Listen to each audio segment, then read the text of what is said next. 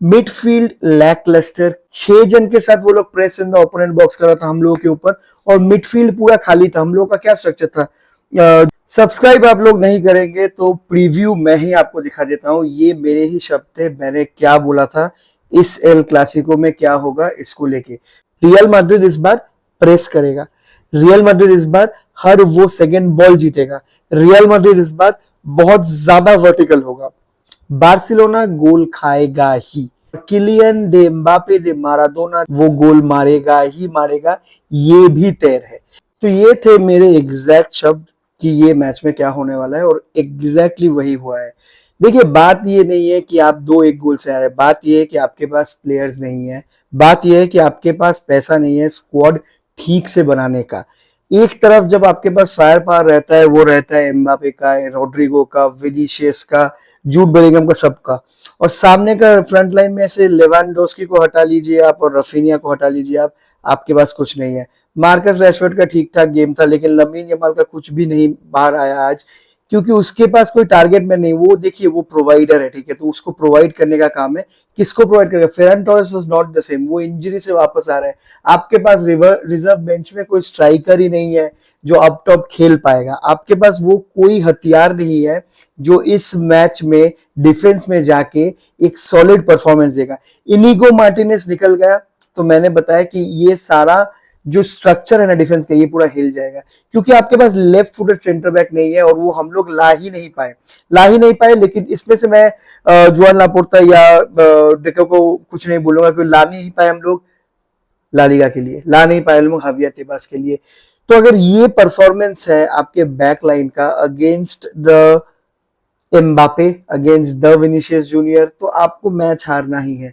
अगर ये परफॉर्मेंस है जूल्स कुंडे का, जो इस साल मुझे नहीं लगता वो प्रॉपर फ्रेम ऑफ माइंड में है, खेल ही नहीं पा रहा है बंदा, खेल ही नहीं पा रहा। अगर आप राइट बैक में मैच शुरू कर रहे हैं और ये ऐसा स्टिंकर ऑफ परफॉर्मेंस दे रहे हैं ना, उसको प्रेस कीजिए आप, वो बॉल लूज करेगा। उसको क्रॉस करने बोलिए, क्रॉस नहीं डाल पाएगा। उसको रन इन बिहाइंड डालने बोलिए, वो डाल नहीं पाएगा। उसको ट्रैक बैक ठीक से करने बोलिए, कर नहीं पाएगा। तो भाई क्या कर रहे हो?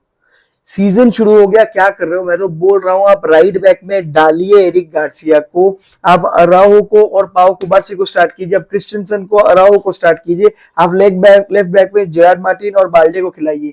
ये जो तमाशा वाला जो परफॉर्मेंस है डिफेंस का, इसमें कुछ नहीं होगा। अटैकिंग थर्ड में आपके पास कोई सोल्यूशन ही आज नहीं था, क्योंकि आपके पास हाई इंटेंसिटी वाले प्लेयर्स नहीं थे। फर्मिन के पास सबसे बेहतरीन 2 चांसेस थे, और दोनों में इतना सेल्फिश प्ले किया उसने उसने दिया ही नहीं किसी को। सेकेंड वाले में एक साइड में फेरान टोरेस, एक साइड में मार्कस रैशफोर्ड, तुम बॉल उस साइड से पास नहीं करोगे उस साइड से पास। तो ऐसा अगर चलता रहेगा तो मैं सीजन के प्रीव्यू में बताया था कि इस साल कुछ हो नहीं सकता। आप लोग ज्यादा एक्साइटेड मत होइए, क्योंकि जो लास्ट साल हम लोग किया वो हर साल नहीं हो सकता है। हैंसी फ्लिक के अंडर नहीं हो सकता। वो जो फुटबॉल खिलाता है उसके लिए आपके पास स्क्वाड डेप्थ चेल्सी की तरह अगर होगा, टॉप क्वालिटी प्लेयर्स हर एक पोजीशन में 3-3 करके, तभी आप जाके कुछ कर पाओगे, नहीं तो आप भूल जाओ, नहीं हो पाएगा। ठीक है, ला लीगा में आप 5 पॉइंट का गैप दे दिए ऑलरेडी, 5 पॉइंट से लीड कर रहा है ला लीगा अभी, और ये वाला मैच के बाद आपके पास 28 मैच रहेंगे। लेकिन मैं आपको बोल रहा हूँ, शैबी अलोंसो जैसे प्रैग्मेटिक कोच है ना, वो पॉइंट लूज ऐसे नहीं करेगा।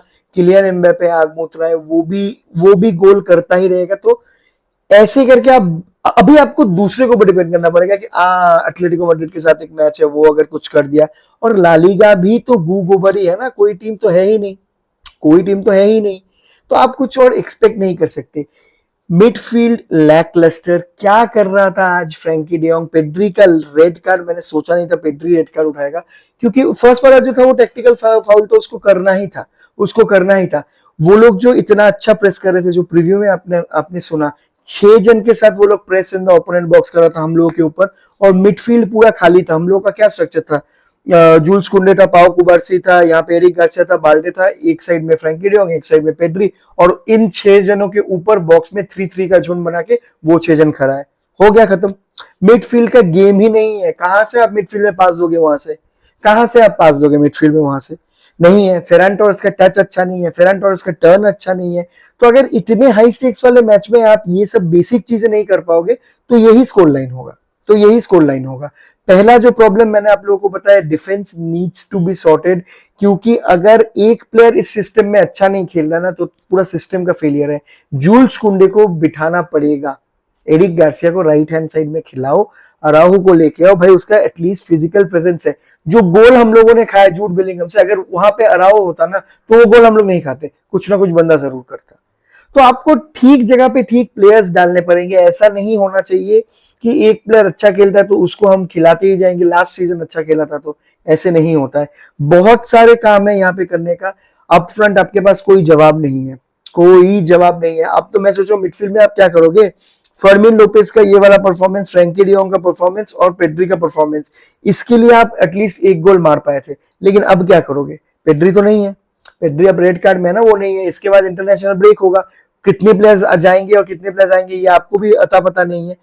तो बहुत ही अपहिल टास्क है यहाँ से, मैं आपको बता रहा हूं। अगर रीवर्क नहीं हुआ है, अगर प्रैग्मेटिक फुटबॉल हम लोग अभी नहीं खेलेंगे क्योंकि आपके पास रिसोर्स नहीं है, आपको थोड़ा सा नज डाउन करना पड़ेगा।